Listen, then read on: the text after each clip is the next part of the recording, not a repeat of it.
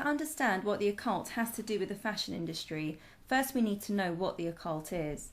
The word occult does not mean evil, it simply means hidden, secret, obscured, concealed. This is referring to secret knowledge, hidden knowledge, and is often called esoteric. When knowledge or symbols are esoteric, it means it is intended for or likely to be understood by only a small number of people with a specialized knowledge or interest. It is often the case that symbols that have esoteric meanings also have exoteric meanings. Exoteric is the opposite of esoteric. It is when it is intended for or likely to be understood by the general public. There are many symbols that are esoteric. Some of these symbols are probably very familiar to you, but at the same time might not communicate much of a message at all. Don't be alarmed if you don't know what their esoteric meaning is. You are not supposed to. But once you take the time to study them, you no longer take these symbols at face value, but will be able to decode a message that is deliberately being conveyed. This goes hand in hand with the occultic motto, which is hiding in plain sight.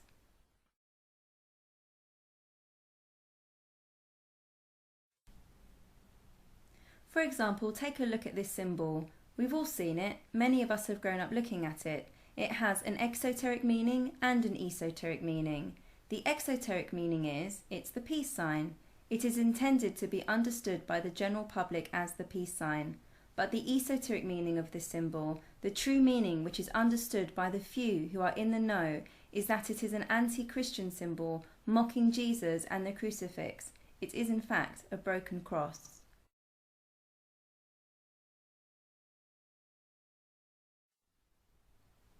But what has all this to do with fashion? We will get there, but first we need some more background information. I first want to address the undertones suggested so far, such as what is the purpose of the occult, and who are the they who follow it, who propagate it. This is a huge subject and a whole other presentation in itself, but briefly allow me to explain. The occult is an ancient religion, as old as time itself. It can be difficult to define because there are so many layers to it, and it covers a whole spectrum of practices. The heart of the belief is the more secret knowledge one person can attain, the more godlike you can become, so that eventually, with enough secret knowledge, you can become God. This is also called Gnosticism, literally the belief that you can attain salvation through knowledge. The polar opposite to this belief is what the Bible teaches, which is that you attain salvation through Jesus. When studying the occult, you will often come across this dichotomy with the teachings of Christianity. If we take a quick look at Genesis 3, you have Adam and Eve living in paradise in the Garden of Eden. The serpent, who is really the devil, tempts Eve to eat the fruit of the tree of knowledge of good and evil. In verse 3, Eve explains to the serpent that God has told her she must not eat from it, and she must not touch it or else she will die. In verse 4, the serpent replies to Eve saying, "Surely you will not die, for God knows that when you eat from it, your eyes will be open and you will become just like God, knowing good and evil." Long story short, Eve eats the fruit, which is often portrayed as an apple, even though the scripture is not specific. She then gives it to Adam to eat. They immediately experience a spiritual death, and it is the first time they both realize they are naked. The Genesis 3 account is known in theology as the fall of man, or original sin. On the other hand, the lie of the serpent is the original lie from Satan. Satan lied to Eve when he told her by gaining knowledge she will become a god herself. He was appealing to her pride, offering her a god status if she did what he really wanted her to, which was simply to rebel against God like he did. It is the same lie being told today in the occult, that acquiring more knowledge will elevate you to godliness. Knowledge is power is a term famously attributed to Francis Bacon. Francis Bacon was a 33-degree Freemason and was heavily steeped into the occult. It is fair to say that the phrase "knowledge is power" rings true, and is commonly heard these days. At face value, it has a resemblance to the scripture in the Bible found in Hosea, quote, "My people perish for lack of knowledge," end quote. And that's Hosea chapter 4, verse 6. But these are two rather different sayings that, although may appear to communicate the same thing, have in fact very different implications. For example, the purpose behind the phrase knowledge is power, is to use knowledge to control and manipulate others, directly implying that knowledge is a powerful tool or weapon. For instance, say, my close friend and I were the only ones who knew about the solar system and understood the planetary alignments of how the moon revolves around the Earth and the Earth around the sun. And say we were the only ones who knew there was going to be an eclipse next Tuesday at midday. We could use that knowledge to manipulate others. I could say something like, give me all your money or else I will darken the sun on Tuesday at midday. The chances are you may not give me your money there and then, but because I know you do not hold the same knowledge as me and therefore cannot possibly understand the nature of eclipses, when Tuesday comes around and at midday I supposedly darken the sun as I predicted I would, you would probably not be able to hand over your money quick enough. As opposed to the scripture in Hosea, my people perish for lack of knowledge, there are no manipulative undertones here. God is telling us that by having knowledge we won't suffer or perish at the hand of those who try to manipulate or lie or control us. It is meant as an encouragement for us to gain knowledge so that we do not suffer, and no way suggests that we are to lord our knowledge over others to manipulate them. Knowledge is power implies a weapon of offense, whereas my people perish for lack of knowledge implies a weapon of defense. Big difference.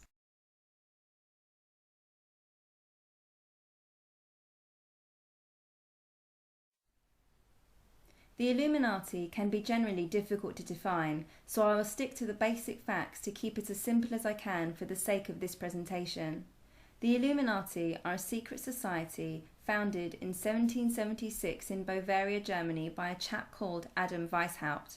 The word itself, Illuminati, literally means to be illuminated with knowledge, as this knowledge in turn brings light, illuminating an individual. They are deeply occultic in their beliefs and they revel in secret knowledge.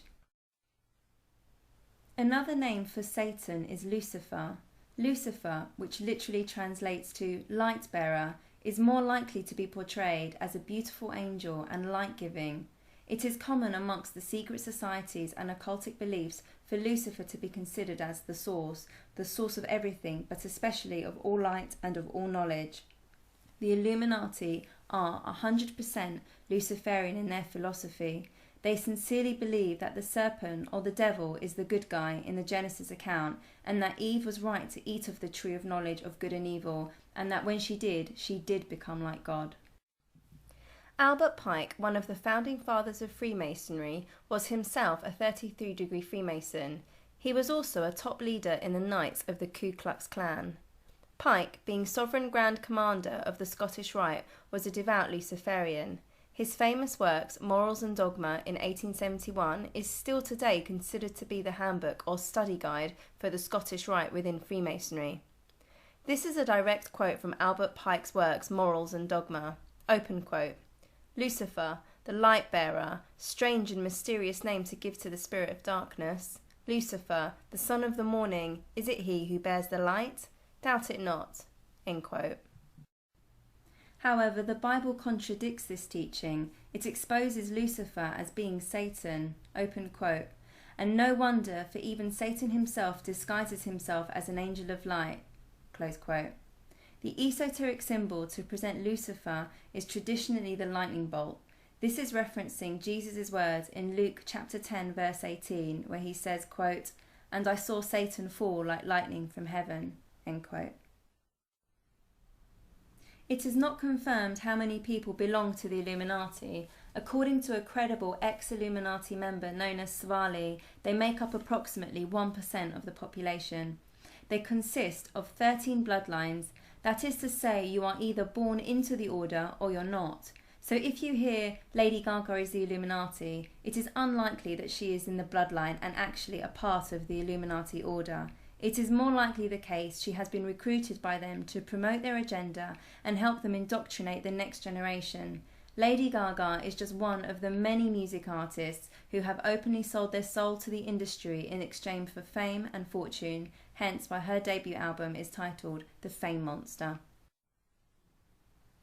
The 13 bloodlines of the Illuminati make up the world's elite. They are the head of the banking systems. They are the think tanks of the world, the political groups, the educational groups. They own all mainstream media channels, and their main agenda is simple: world domination, commonly called the New World Order. They want one global village of which they control. They see us, the general public, the masses, as nothing more than a bewildered herd or cattle. Their nickname for us, the people, is the sheeple. The Rockefellers are one of the more commonly known Illuminati families, and David Rockefeller, currently the patriarch of the Rockefeller family, is an American banker and philanthropist. Not just any American banker, mind you. He, along with the Rothschilds, another Illuminati bloodline, between these two families own the entire financial banking system and thus solely control the Federal Reserve, the Rockefellers controlling America and the Rothschilds covering the finances and banks in Europe. David Rockefeller is also the founder of the Council of Foreign Relations and the Trilateral Commission. Both of these political groups basically get together to discuss foreign policy and ultimately are responsible for deciding the future of the world, which again and again the same theme emerges, a new world order, and he makes no secret of this. David Rockefeller is quoted in his book Memoirs as saying, quote, "Some even believe we are part of a secret cabal working against the best interests of the United States, characterizing my family and me as internationalists, and of conspiring with others around the world to build a more integrated global political and economic structure, one world, if you will. If that's the charge, I stand guilty, and I'm proud of it." I need to move on, but if you are interested in more information about the New World Order and the Illuminati's agenda, how they plan to achieve world domination, check out the Georgia Guidestones. This is a monument erected in Elbert County, Georgia, which has their agenda engraved in their own words on each side of the 4 stone slabs in a different language. There are 10 guides, or commandments if you will, openly outlining their intentions, how they intend to reduce the world population over 80% from 7 billion down to just 500 million, and bring about a new one world religion, or universal spirituality. This monument is generally shrouded with mystery, but the engraved tribute found next to it is a big clue. It has inscribed, "Let these be guidestones to an age of reason." The Age of Reason is a book written by Thomas Paine in 1794. Its intent was to destroy the Judeo-Christian beliefs upon which the American Republic was founded. I should issue a warning at this point that this is all pretty disturbing and very serious, and it's very much out there if you want to look further into it. It's all there, hiding in plain sight.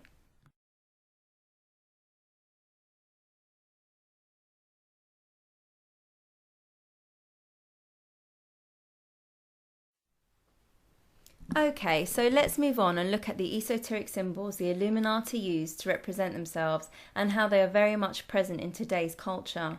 One of the main symbols is the all-seeing eye of Lucifer, which is referencing that we are under constant surveillance. The all-seeing eye of Lucifer is sometimes known as the Eye of Providence, which is commonly found on the $1 bill.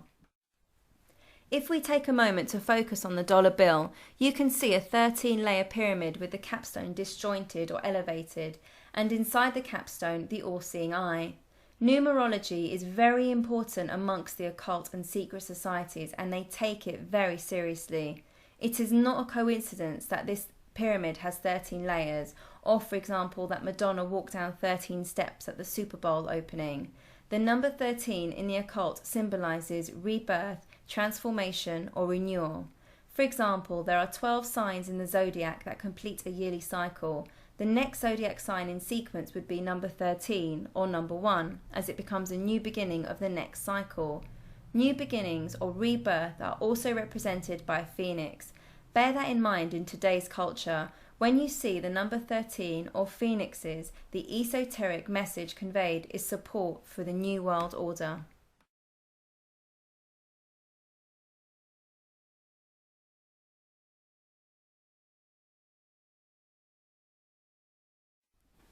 Above the top of the pyramid, written in Latin, are the 2 words comprised of 13 letters, annuit coeptis. Annuit means to nod, favour, approve, and coeptis means commencement or undertakings. This is referencing the all-seeing eye of Lucifer and literally translates to, he approves of our undertakings. Under the pyramid, written in Latin, are the words Novus Ordo Seclorum, which translates to the New World Order. The Roman numerals are 1776, the year of independence that so happens to be the same year Adam Weishaupt officially established the Illuminati Society. The US $1 bill is in fact loaded with esoteric symbols. If you would like to decode all the symbols and understand how it was put together, why and by who, check out this film available for free on YouTube called The Eye of the Phoenix, Secrets of the Dollar Bill. Okay, so moving on, the all-seeing eye, or Eye of Providence, is traditionally known as the Eye of Horus. It's worth taking a moment to look at Horus, as he is frequently referenced in the music and movie industry as well as in the fashion industry. This quote is taken from the Dictionary of the Occult. Open quote. Horus's father was Osiris and mother was Isis. He was called Horus, who ruled with two eyes. His right eye was white and represented the sun. His left eye was black and represented the moon. According to the myth, Horus lost his left eye to his evil brother Set, who he fought to avenge Set's murder of Osiris. Set tore out Horus's left eye but lost the fight. The eye was reassembled by magic, by Thoth, the god of writing, the moon and magic. Horus presented his eye to Osiris, who experienced rebirth in the underworld. End quote. One-eye symbolism is everywhere in the fashion and the music industry, and I do mean everywhere.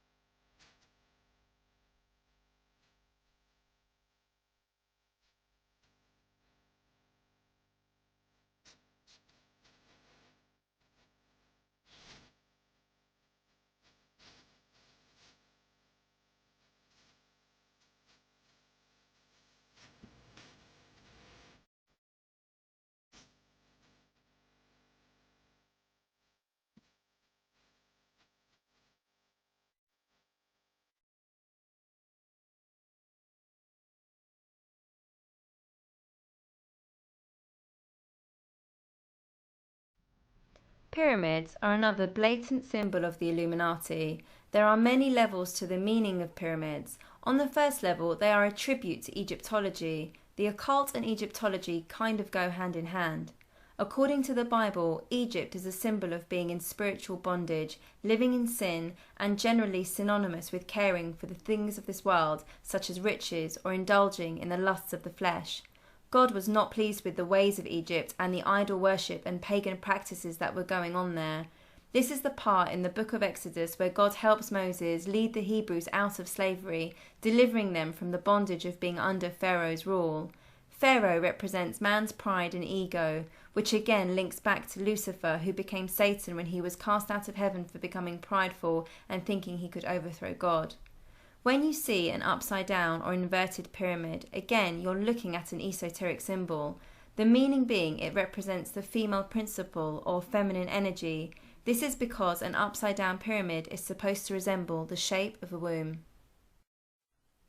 For example, here is an upside down pyramid in a tree on a children's show on CBeebies.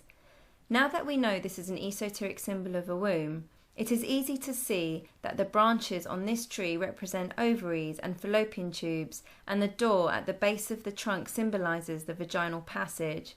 This symbology is of further interest when we find out that this show is called Ra-Ra, the noisy lion, and Ra is another name for Horus, the sun god in Egyptology. On the other hand, when the pyramid is upright, it is symbolic of the male principle, masculine energy, symbolising the male phallus. The 6-point star is in fact the upright pyramid and upside down pyramid laid over each other. This hexagram is also called the Star of David, but there is no biblical or Jewish evidence that traces this ancient occult symbol with King David of Israel. However, there is evidence that it was used by King Solomon after he turned to pagan gods and the occult later in his life. The 6-pointed star is used in ceremonies by magicians and alchemists and is considered a powerful symbol among occultists, and perhaps why the Illuminati ensure that pyramids are prevalent in the music and the fashion industry.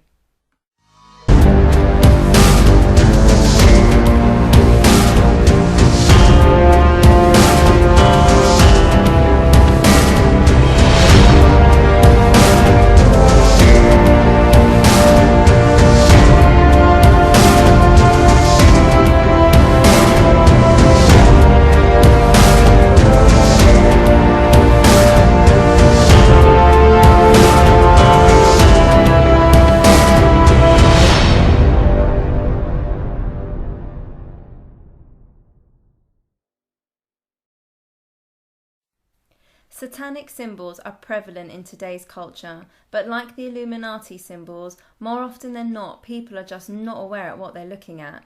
A bog-standard satanic symbol is the upward-facing 5-point star known as the pentagram. Each of the 5 points represents one of the elements, and this star inside a circle is used in satanic practices and witchcraft for summoning demons and ritual sacrifices. These rituals take place within the star, which is within the circle, as they believe that the energy or demons they sum up are attracted to the symbol and when summoned will remain within the circle. Sometimes the 5-point star is inverted with a goat head inside. The goat head is also referred to as the goat of Mendes or the sabbatical goat. In astrology, the 10th sign of the zodiac, Capricorn, is represented by the leaping goat, whose greatest attribute is liberty or rebellion. In tarot cards, the goat card is also known as the Baphomet and is the devil card. Baphomet was first created by the Satanist Eliphas Levi and is considered a satanic deity today. His image is a clear depiction of the occultic theme of duality. This image represents heaven and hell, night and day, male and female.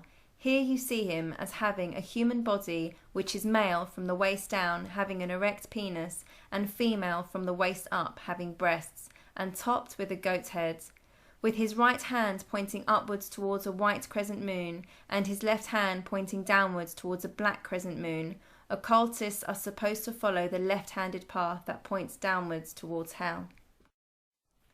This again is the opposite to Christianity, where according to the Bible, Jesus is called the right hand of God, and as Christians we are to follow Jesus, which in doing so leads us upwards towards heaven. We see Lady Gaga often posing as Baphomet, and here quite blatantly. Notice her left eye is closed and she is holding it in her left hand. There is no doubt that this is a tribute to the left eye of Horus that was plucked out. Also notice the white doves that are flying the downward path to hell towards her left hand. Again, this is very provocative imagery, as a white dove in the Bible is a symbol of the Holy Spirit.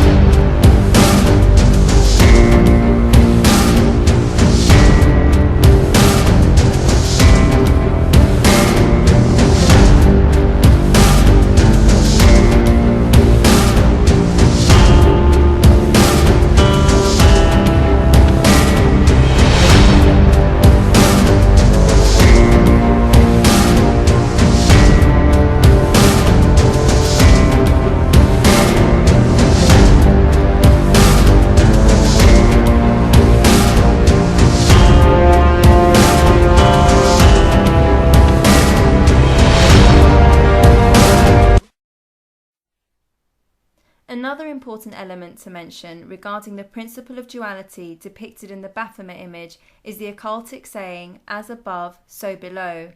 This very common occult expression means many things to different people. Some relate it to astrology, that the stars above are a reflection in the events on the earth. Some suggest that it means that God is like man and man is like God. It has also been suggested that these words are an expression of Satan's desire to establish his rule upon the earth as a reflection of his present rule among the fallen angels.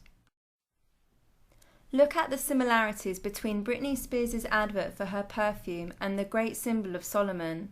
The principle of duality is covertly being communicated. Once you know the reference, it isn't difficult to understand the esoteric message of this perfume campaign. At this point, it might be worth mentioning that in the Message version of the Bible, the part of the Lord's Prayer where it says, "Thy will be done on earth as it is in heaven," has been rather badly translated as, quote, "as above, so below." The listener can make what they want of that information regarding the integrity of the Message version of the Holy Bible. Lady Gaga's perfume campaign is also worth a mention. It's called Fame and is the first black liquid for perfume that becomes transparent as soon as it's airborne. She insisted she wanted it to be black fluid to celebrate the dark, evil side of fame. The composition of the perfume itself actually contains ingredients used in ancient witchcraft and sex magic rituals. Lady Gaga wanted her perfume to include blood and semen. Open quote. While the perfume was based on the molecular structure of the two substances, it would not smell of them. Close quote. She further explained that the blood element was based on a sample of her own blood molecules to create a, quote, sense of having me on your skin, end quote. Turn the bottle upside down. Does the gold lid remind you of anything?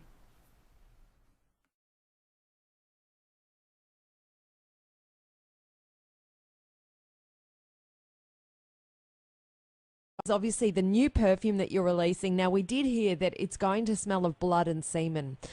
Is that true? Will it actually smell like that? No. Well, let me explain. Actually, the perfume smells like an expensive hooker. Okay.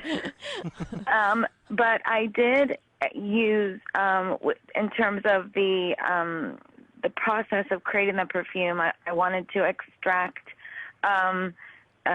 sort of the feeling and the sense of blood and semen from molecular structures.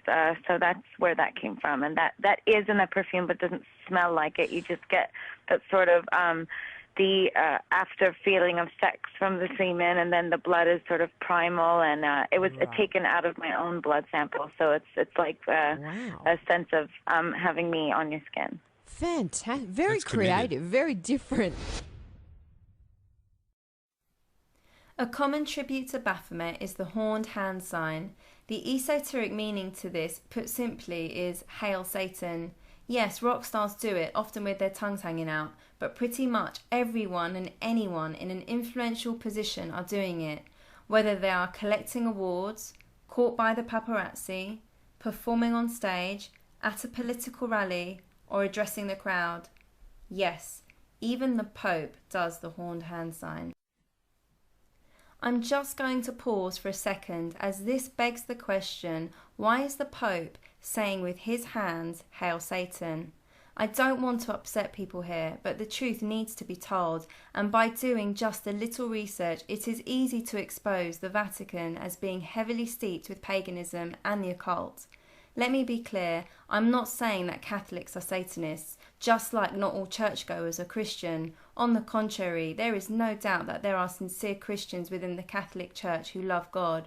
But what I am saying, for the record no less, is that the Vatican per se and the foundations of the Catholic Church as a whole have been merged with pagan traditions and has been riddled with occultic references and symbols from the beginning of its establishment.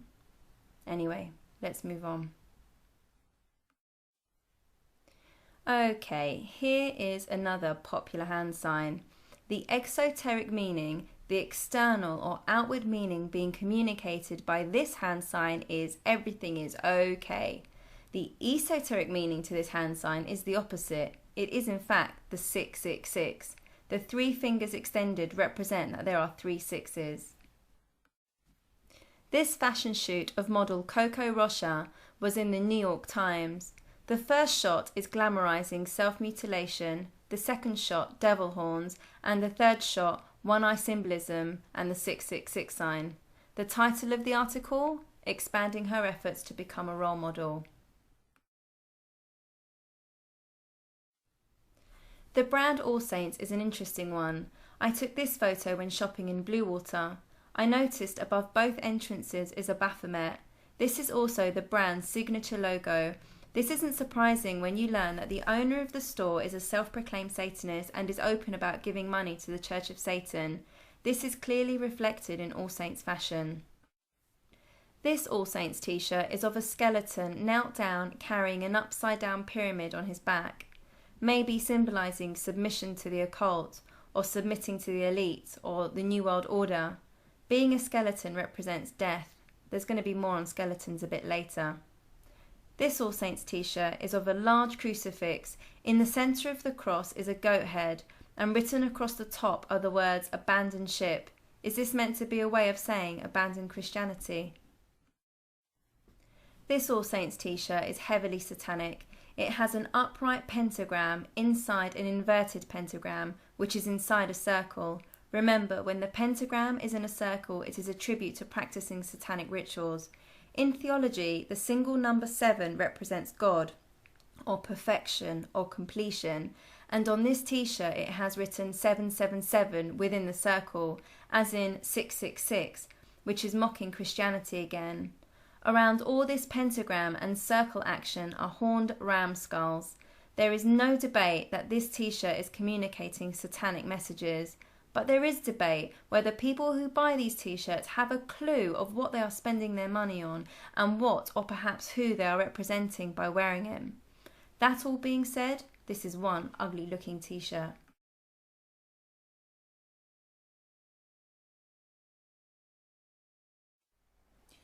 Have you noticed owls everywhere? The Illuminati like to use owls to represent themselves for a few reasons. Firstly, owls, as a symbol, have the exoteric meaning of being wise, and thus fit the Illuminati's agenda with promoting the occult philosophy for acquiring knowledge. Secondly, owls are also considered to have all-seeing eyes, because they have binocular vision and hunt in the dark. And because they can turn their heads 270 degrees in any direction, they don't have any blind spots. These physical attributes of owls support the Illuminati's obsession with the all-seeing eye of Lucifer. Look closely at this t-shirt. Firstly, it has twin owls. Twin images and mirror reflection images have an esoteric meaning of their own, which I will address a bit later. I'm just mentioning it now so it can be noted that there are depths of symbolism going on here. Now scroll your eyes down towards the bottom. There are 4 pentagrams. Can you see them? But there is also a far deeper and more sinister meaning to why the Illuminati promote owl imagery. There is an ancient pagan god called Molech, who is often represented as the owl man or owl god. He is the god of human sacrifice. Molech is just one of the many pagan gods and is mentioned in many ancient texts, including the Bible. In Leviticus chapter 18:21, it says, "And thou shalt not let any of thy seed pass through the fire to Molech." You see, Molech was worshipped by the Canaanites and Israelites as well as other cultures, and they would make human sacrifices, even burning newborn babies alive to Molech. Depending upon the seriousness of the blessing desired, the greater the sacrifices needed to be to Molech. To sum up Molech, he is the god of fire or of human sacrifice, and unfortunately Molech is not only limited to ancient times, but is still very much revered today. We can see Molech all around our modern society, including government, religions, corporations, and financial institutions.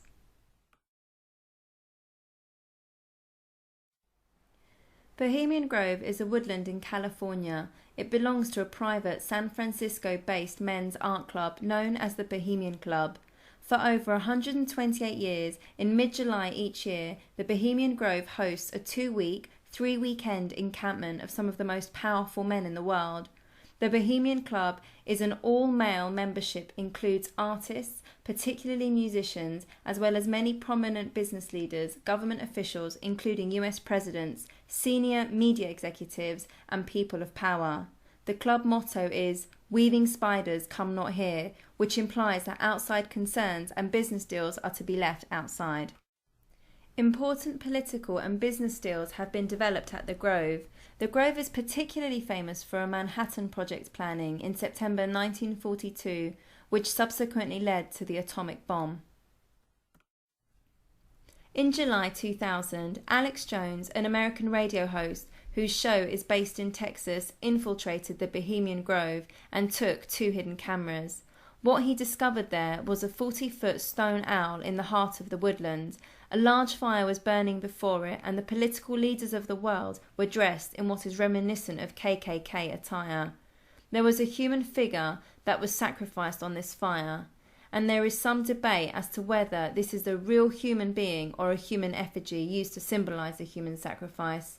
I'm not sure which is the case, but I prefer to refer to it as a mock human sacrifice.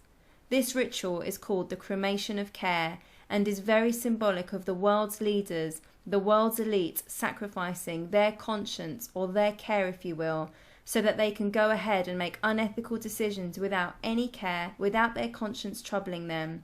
You can clearly hear them chanting, "Be gone, dull care," as they sacrifice the human effigy on the fire. You can watch the full documentary for free on YouTube called The Dark Secrets Inside Bohemian Grove by Alex Jones. Here's a clip of Alex Jones interviewing Congressman David Gergen, who is a member of the Bohemian Grove. In the fall of 2004, while in New York to cover the Republican National Convention, we ran into David Gergen, the Karl Rove of 4 presidential administrations. Okay, one last question. I read a Washington Times article many years ago where you had a comment about the organization, and then now it's been in the Wall Street Journal, it's been in a lot of different newspapers, and that's the Bohemian Grove. And back in, 1996, when you joined as a Clinton advisor, the Republicans were criticizing you, "Oh, what about Bohemian Grove?" And then you countered them by saying, "Hey, I don't run around in the woods naked." What did that mean? Here is the before-mentioned Washington Times article where he said, "I didn't run around naked like they do." I don't know what quote you're referring to. I'm not aware of any quote like that. Listen, I am a happy member of the Bohemian Grove. I like the folks who come there, and it's really inappropriate for me to talk about the group beyond that. Thank you. Have you been there for the ceremony with the cremation of care? Frankly, I don't think that's something I need to talk to you about. Really? That's right. Well, I'm Alex Jones, and I snuck in there in 2000. I'm the guy that blew it wide open and got the video. It's been on national TV. Well, I disrespect you for that. You do? I do. But it's a lot of big public officials going in there. Don't we deserve to know? I don't know anything about you, and I don't know anything about your film. But if you go in there with an understanding, you violated that understanding by releasing that film, and I don't respect you for that. Really? But we have public officials I'm sorry, you policy. took an understanding when you went in there that you would not do that film. And did you have an understanding when you went in there? No. Did you crash it? Yes. Yeah, and it has no trespassing signs there too, doesn't it? No, they put them Yes, up sir. after. Oh, I'm I sorry. just walked in. I'm sorry, sir. I've been there before. I know what the circumstances are, and I'm sorry you violated the understandings. That was not a gentlemanly thing to do. But what about the ritual? Is the ritual gentlemanly?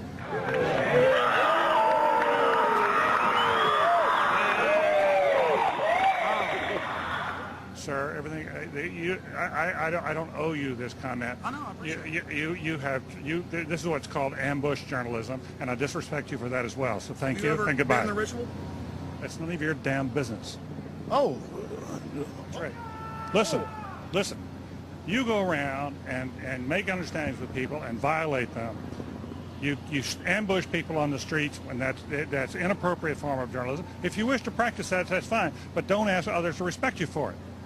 If you want to, you can do. You're a free American, like anything you want. If you want to be uncivil and rude and ungentlemanly, that's up to you. But don't expect the rest of us to say, "Oh well, you're there, one." Mr. Gergen. I'm sorry, nobody sets policy in there. We try to be gentlemen, and obviously, you don't belong there. Weaving spiders come out here? Yeah, that is a three-pointer. Woo! Look how strangely he behaved when we brought it up. Why is he acting so secretive? And why did he get so angry when he discovered that we'd snuck in? You see, they take it very, very seriously. This is one of the hallmarks of the occult and secret societies. The word occult means secret. Secrecy is part of their religion. They revel in it. And when it's violated, they become extremely angry.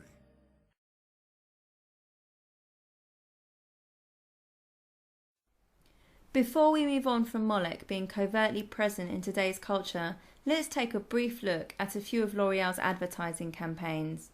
First we see Scarlett Johansson doing the one eye thing.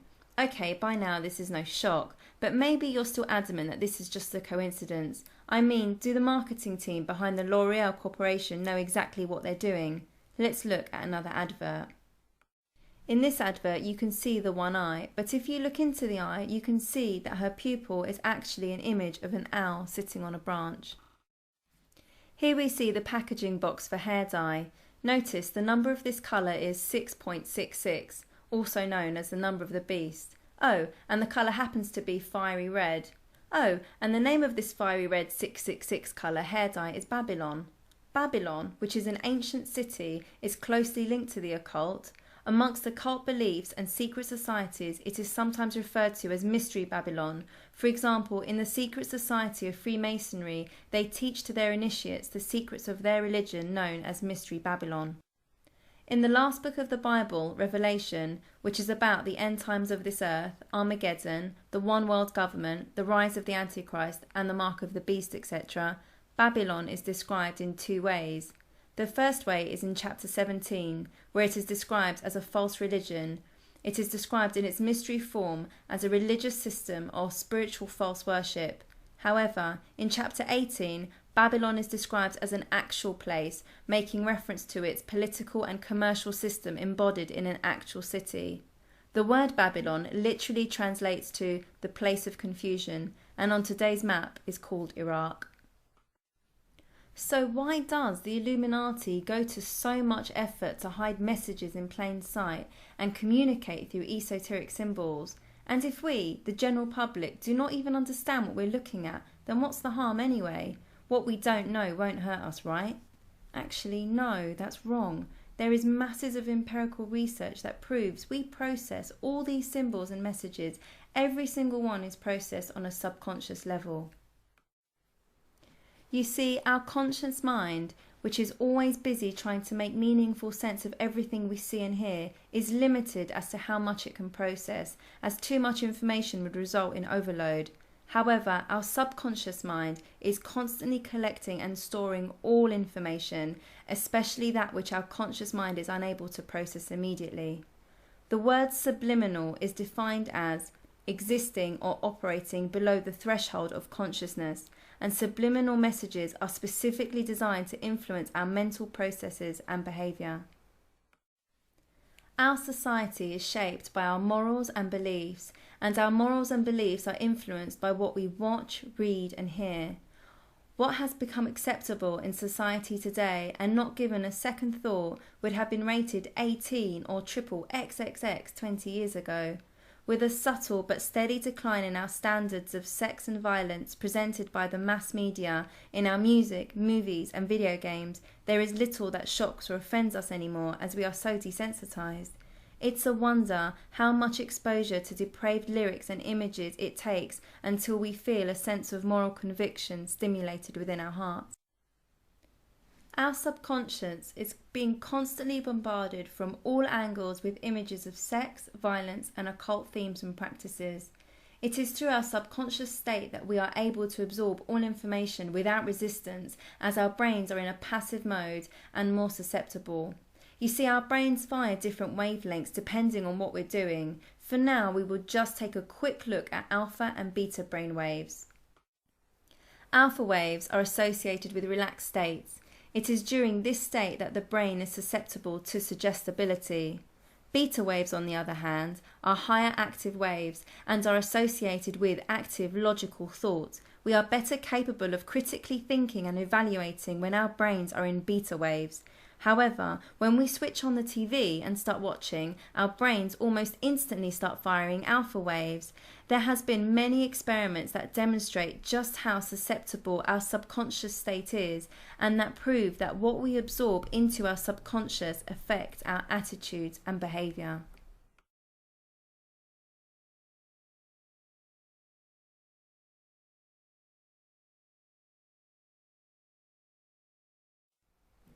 Skulls and skeletons are everywhere at the moment. And if you think skulls on clothes were meant to be for boys dressed as pirates or gothics, think again. You can find skulls just for you, whatever your style may be. There's skull vests, skull cardigans, skull scarves, skull t-shirts, skulls with roses, skulls with lace, skulls with flowers, colourful skulls, half-price skulls, skulls with studs, skulls with heart-shaped eyes and noses, skulls with flowers in their hair, skull jewellery, skulls for babies, skull shoes, skull cushions, skull wallets, skull bags. Here's some more skull fashion.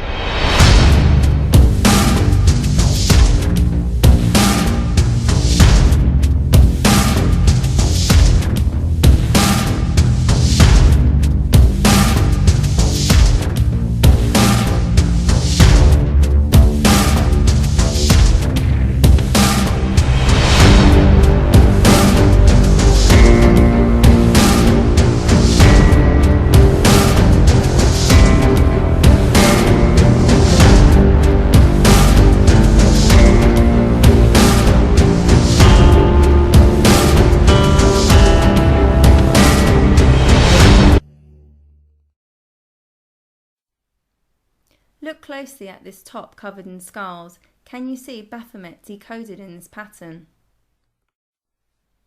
This t-shirt from a distance just looks like another big skull, but if we take a bit of time to focus on this t-shirt, you will see that it is in fact loaded with esoteric symbols.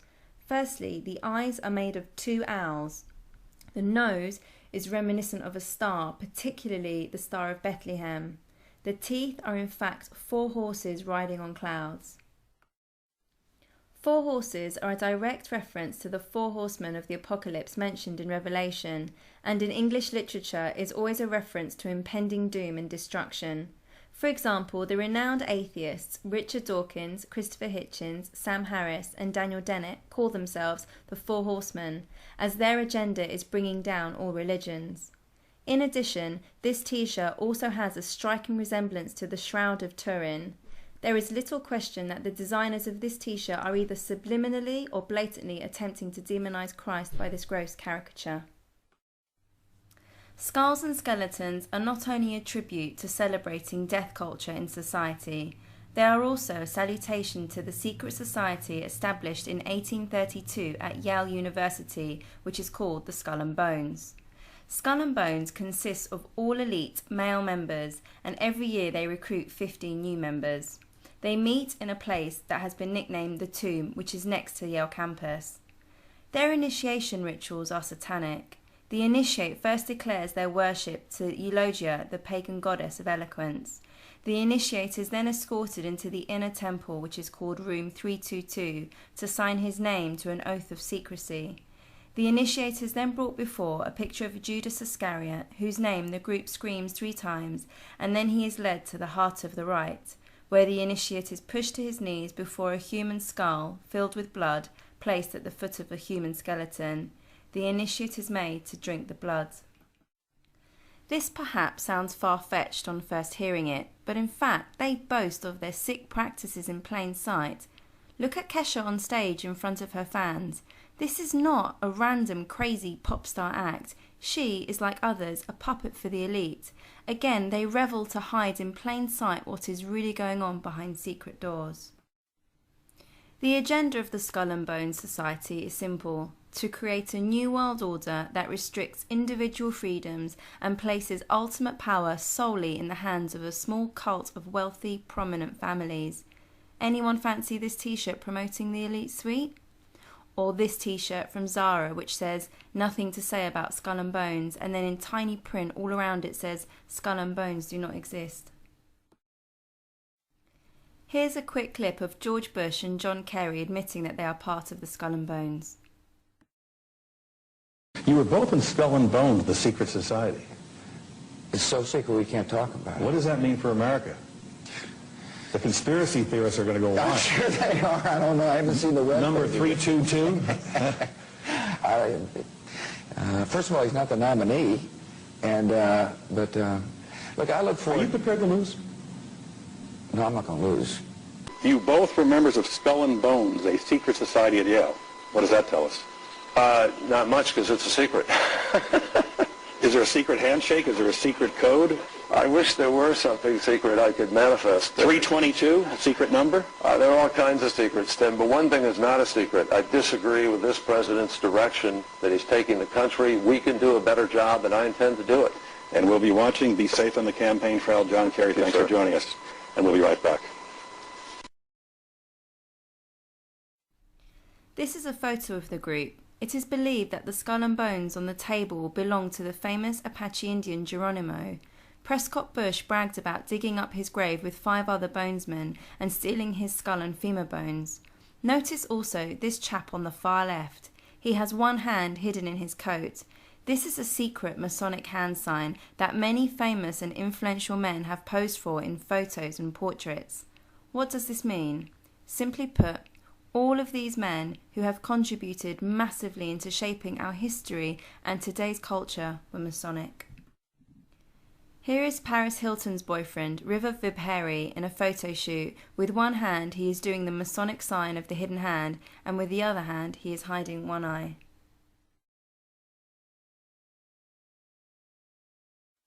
According to the Mystery Babylon religion, swallows are considered a sacred bird and are a symbol of the Egyptian goddess Isis, mother of Horus. The Egyptians identified the swallow with the transfigured souls of the dead. Isis was said to have transformed into the form of a swallow to fly to Byblos to grieve Osiris's death. Isis is absolutely revered in occultic circles, and again we see her referenced in today's culture.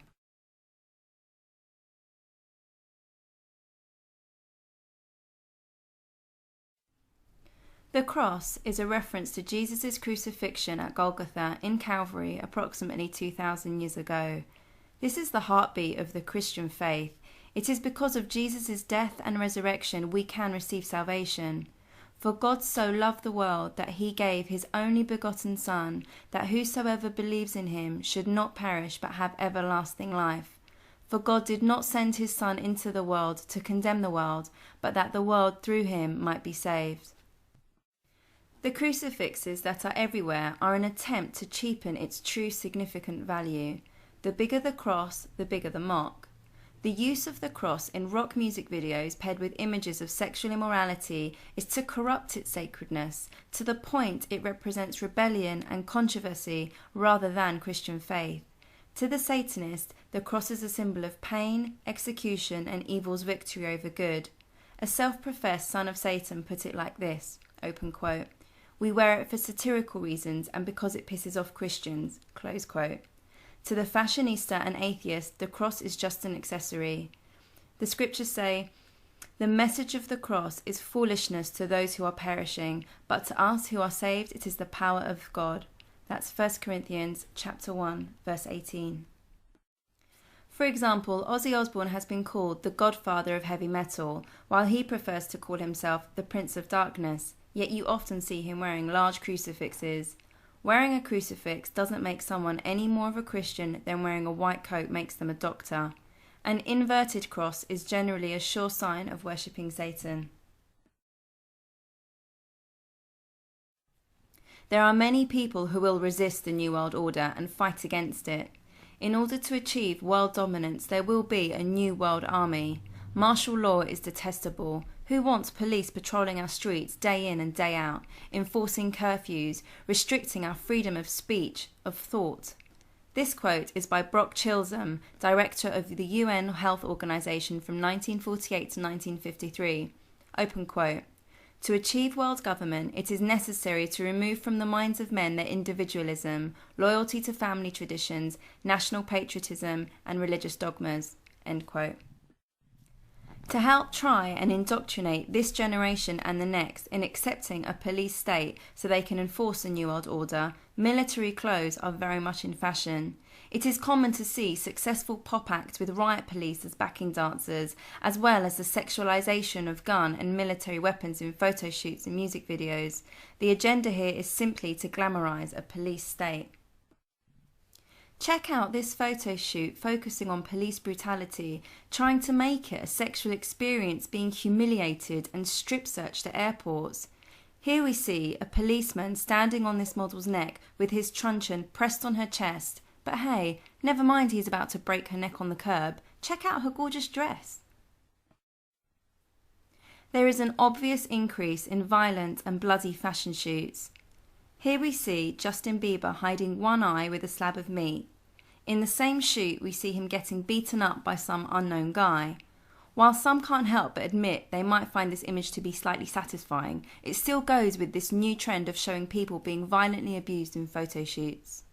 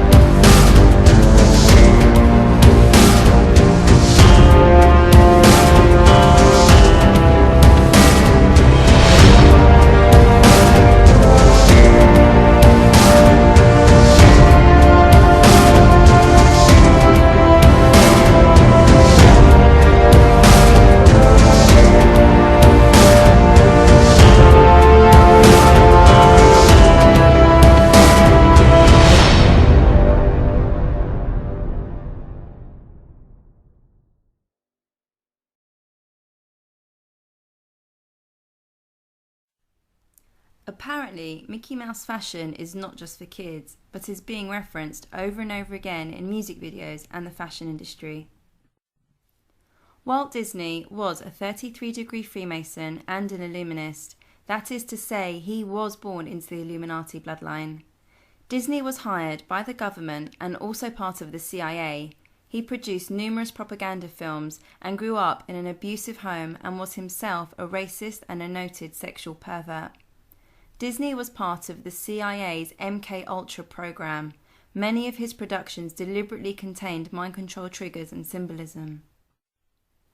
When you see Mickey Mouse ears on celebrities and Walt Disney fashion aimed at adults, it is always referencing the same thing: mind control. This is a photo of the Mouseketeers. You can see a young Britney Spears, Christina Aguilera, Justin Timberlake and Ryan Gosling here. Here is Lady Gaga wearing huge Mickey Mouse ears at a tribute night to Michael Jackson. Why are these artists mocking MJ by linking him to Mickey Mouse? Maybe they are mocking the fact that he was also a mind control victim of the music industry for years. Here is a rather creepy photo shoot of Amy Winehouse shortly before she died. You can see her lying dead on the floor due to a bullet to her brain. It appears she has taken off her Mickey Mouse mask beforehand, and there is also an apple sitting in her blood on the floor. Notice there is no bite taken from the apple. Perhaps the photo is trying to tell us that she was killed because she refused to opt into representing the occult by not eating of the fruit, and she was also refusing to be another mind control victim for the music industry, which is being symbolised by her not wearing her Mickey Mouse mask.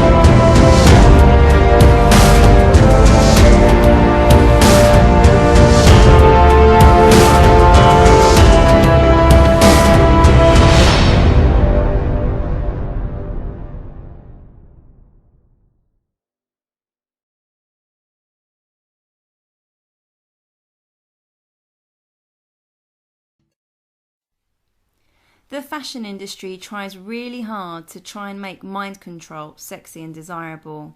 The sick thing is that in order to obtain mind control over someone, the victim needs to be traumatized and broken down so that the abuser becomes their handler and the victim becomes their slave. This is one sadistic nurse with no emotion whatsoever. And would you agree this model looks pretty traumatized? I mean, seriously, what does all this have to do with clothes?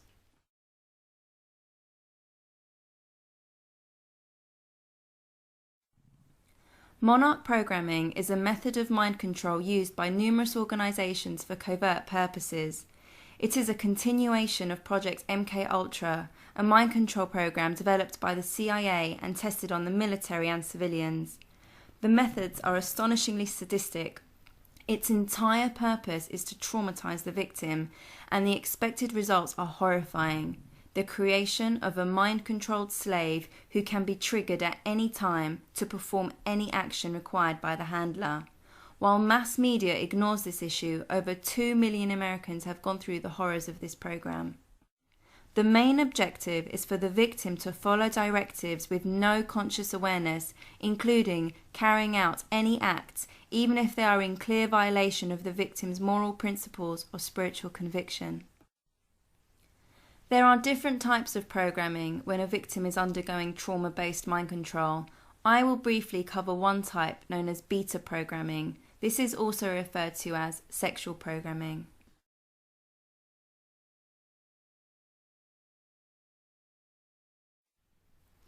Where you see animal print, the esoteric meaning is 100% sexualized.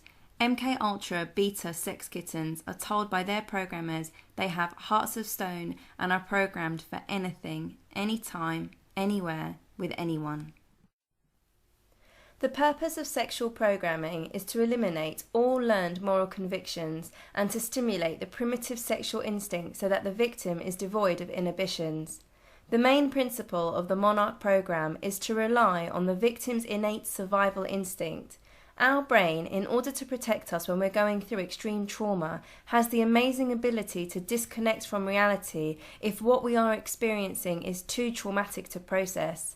The disconnecting that takes place is formally known as dissociating from the core personality because a completely new personality has been created by the brain in order to protect the core personality from breaking down. This new personality is formally known as an alter and can have its own name, gender, age, handwriting, even 5 completely different brain patterns. At a later time, when the coast is clear, so to speak, and we are in a safe and secure environment again, it becomes possible to revisit that traumatic time, addressing when and why the alter personality was born, and slowly we can begin to integrate the personalities with the help of professional therapy and, more importantly, with the support of a lot of consistent love. The Monarch program is inhumane.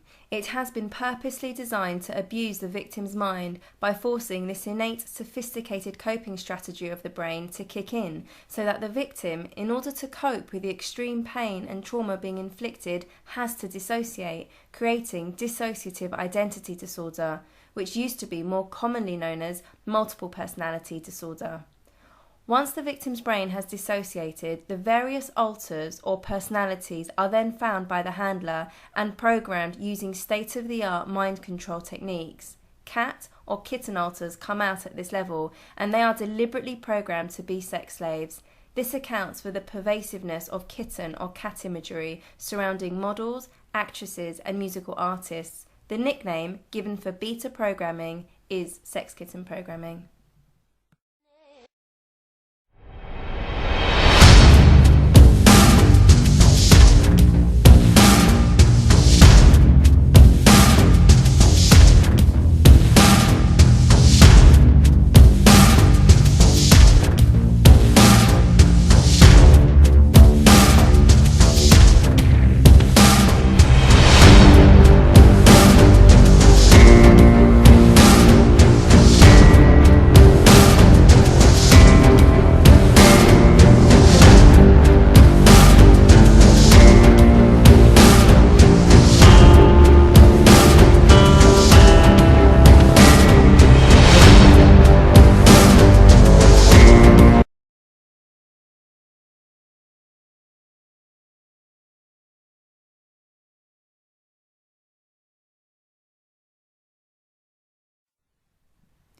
There are various symbols that are used in movies, music videos and fashion shoots to reference dissociative identity disorder.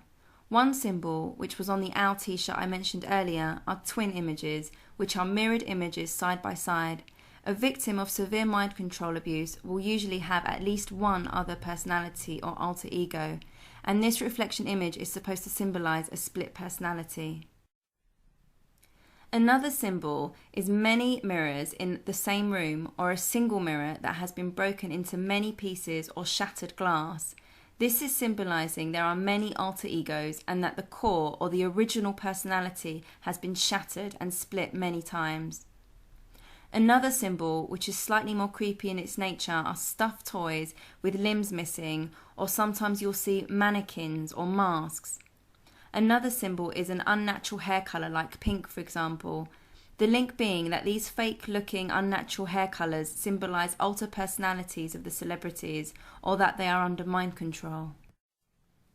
It is not certain whether all of these celebrities who have sported a colourful wig or funky hair colour are themselves under mind control and have an alter personality, but after much research I am persuaded that whether they are or are not mind control slaves themselves, they are all definitely being used as pawns in an industry that is run by the Illuminati, who are heavily steeped into the occult to promote their love of torture and mind control by hiding their agenda in plain sight. That being said, it is certain that some celebrities have been and are currently mind control slaves. For example, the original sex kitten programmed or sex slave is Norma Jean. The name of her alter? Marilyn Monroe. And there are many more celebrities who are currently operating under mind control. These celebs usually die before their time, often under suspicious circumstances which are always fobbed off by the media as suicide by overdose.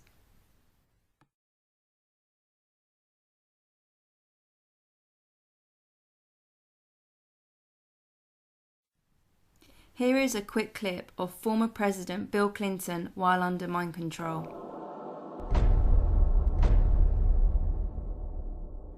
In covertly recorded off-air transmissions from the Bush-Clinton presidential election campaign in the 1990s, we can see that Bill Clinton was nothing more than a puppet to the puppet masters which placed him in the White House.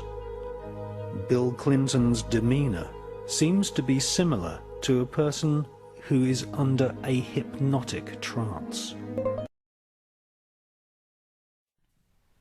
There are artists who openly glamorize having an alter ego, another personality that when it takes over is in full control of them. The alter ego will have another name and another personality. Let's quickly take a look at a few. The last time I checked, Nicki Minaj had 3 alter egos. She has a teenage gay boy called Roman Zelensky, who is characterized by his feisty attitude. She also has Roman's mother, Martha Zelensky, who is from London and speaks with an English accent. And her latest alter ego is Barbie, who has long blonde or pink hair and seems to always be wearing pink. These personalities are more than just voices on her tracks. They each serve a certain role in her life outside of the studio. That includes an active love life for each of them, which according to Nicki Minaj can get awkward. In an interview with S2S magazine, Nicki Minaj talked about her split personalities, saying, open quote, "The key to know who you are talking to is to listen to their accent. Sometimes I don't like Roman's taste, he doesn't like my taste, it's weird like that. When you're with a boy, I want to feel like you can be the boss if you want to be, but you just let me be the boss in public." Close quote. Roman is a crazy boy who lives in me, and he says the things that I don't want to say. He was born, just a few months ago. I think he was born out of rage. He was conceived in rage, so he bashes everyone. He threatens to beat people, and he's violent. That must be nice to have, like, an ignorant loudmouth who you can just sort of blame every... He wants to be blamed. I don't want to blame him. I ask him to leave, but he can't. He's here for a reason. People have brought him out. People conjured him up. Now he won't leave. Book critic Caroline Weber in the New York Times in December 2006 described Vogue as the world's most influential fashion magazine. If all of this was just some joke and not to be taken seriously, then why does Vogue give Lady Gaga's alter ego, Joe Calderoni, the front page cover glory? Let's take a look at Beyoncé. Beyoncé is the good girl with the gospel background, usually portrayed reasonably clean cut, while her alter ego, called Sasha Fierce, is the bad girl, usually dressed in black and red, with devil horns or Baphomet imagery somewhere nearby. This is what Beyoncé told People magazine on the 18th of November in 2008, open quote, "Sasha Fierce was born when I did Crazy in Love. People, when they meet me, expect that all the time, but that person is strictly for the stage," close quote. So let's take a look at the symbolism in her Crazy in Love video. We first see Beyonce walking towards a speeding car, with Jay-Z in the back seat. Note, she's wearing a white vest. The colour white is usually symbolic of purity, innocence. It can also symbolise being prepped for sacrifice. The driver of the car represents the entity that already took over Jay-Z. Beyonce loosens up her hair to prepare herself and walks up on a stage to begin initiation, symbolised by sexual dance moves. Here you see Beyonce on a stage mimicking ritual sex for initiation, which is a common practice in the occult. She then reaps the rewards of selling her soul, which was her initiation, with fame and a fortune. The flashing lights represent her fame and success. Next you see her being emulated by young girls who are copying her dancing style. Note, she is now in red. The colour red usually represents blood, which is implying she is being sacrificed. You then see good Beyonce stuck in the back seat of the car. Jay-Z lights it up and literally blows up the car with Beyonce trapped inside. The burning of the car represents the death of old Beyonce. After the explosion, Sasha Fierce magically reappears next to Jay-Z, looking sexy yet devilish. Jay-Z is wearing black to represent his dark side. In his verse, Jay-Z refers to Beyonce as Young B because she was just reborn. This is, according to Beyonce, the birth of Sasha Fierce. For more insight into understanding the esoteric messages conveyed in many music videos, check out this very informative website, www.vigilanttcitizen.com.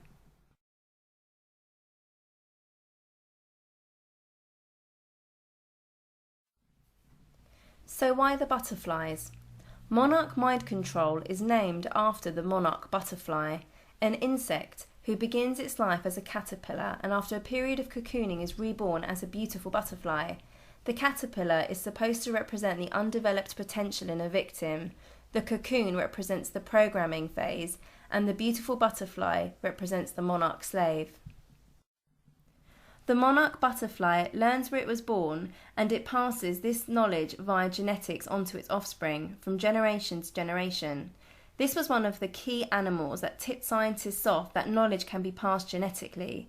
The monarch program is based upon Nazi and Illuminati goals to create a master race partly through genetics. If knowledge can be passed genetically, which they believe it can, then it is important that parents be found that can pass the correct knowledge onto those victims selected for the monarch mind control.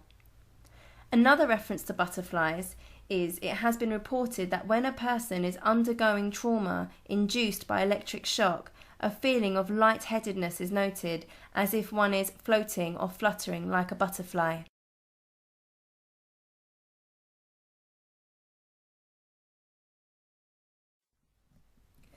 In order to achieve a new world order, there needs to be a few things in place, such as a one world currency, a one world army, a one world leader, and a one world religion. Francis Bacon's 1605 book, New Atlantis, describes an ideal society where science and reason would rule, according to the principles of Freemasonry and Rosicrucianism. The book is said to be the blueprint of the founding of America. In fact, the esoteric meaning of America itself is it is supposed to be the New Atlantis. For decades, Hollywood has been producing movies glamorizing America as saving the whole world from impending destruction, which is usually in the form of aliens, UFOs, or meteors, etc. There is typically one American man who is an average Joe who, through sacrificing his own life, manages to save the whole world. This plot is rehashed over and over again with slight variations from time to time. This is in fact a twisted depiction of what Christianity teaches, that one man called Jesus sacrificed himself to save humanity. The New World religion is based on a certain few ideas that, if this is the first time you are hearing them, should sound really strange. However, it is likely that due to intense, direct and subliminal exposure through images, music and movies you have been subjected to for years, you may experience a sense of, I already knew this, or perhaps even, I already believe this. But bear in mind there is absolutely no evidence for the following claims of this new one world religion. Here they are. 1. That the legendary city of Atlantis was a real place which has an ancient civilization. 2. that aliens from Atlantis created us by genetically engineering our human race. 3. That these aliens have supreme higher intelligence and super advanced technology and are generally superior to us. Have you ever seen a Hollywood movie that says otherwise? When the Illuminati decide the time, they will reveal to the masses through the media aliens who are behind life as we know it, as an attempt to override all current religions by bringing a unity in this new understanding of our origins. There will also be unity in further intolerance towards the Bible and Christians. After all, we still believe in the Bible, and according to the powers that be, the Bible has always been wrong about everything. And as Christians, despite the new revelation of these aliens, we will still hold on to what the Bible teaches as the truth. It will be Christians who will continually resist the New World religion when everyone else will start to embrace it. I just want to pause to interject a side note here, as I do not want to be so presumptuous as to claim aliens do not exist. On the contrary, from research, I am persuaded that there are some genuine testimonies of alien and UFO encounters, and it is for the listener to investigate the information regarding these experiences in their own time and to draw their own conclusions as to the nature of these aliens. But what I am stating for the sake of this presentation is that there is masses of disinformation and propaganda regarding aliens and UFOs, and that it is this disinformation and Hollywood agenda that has been planting seeds in our minds to open the doorway in accepting a new world religion.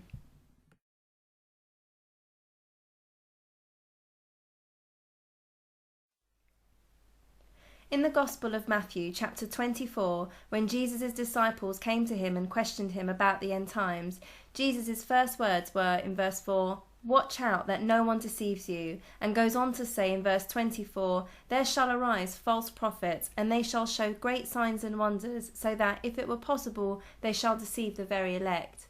In fact, Jesus says over and over again, "Let no one deceive you," in this famous chapter regarding his words on the end days.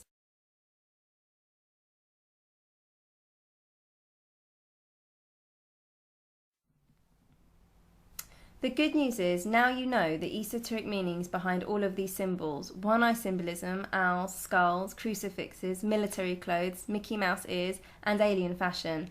But perhaps you are still a die-hard skeptic and are unable to accept even the possibility that evil not only exists, but is organized in this world by Satan himself.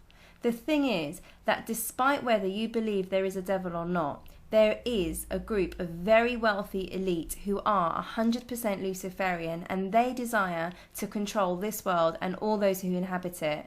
And they do often use subliminal messaging in order to achieve this, which has been proven to influence our thoughts and behaviour. At the very least, you may now just think, "Oh, there's an owl. I watched a YouTube video once from some weirdo who thinks owls represent Moloch, a pagan god of human sacrifice."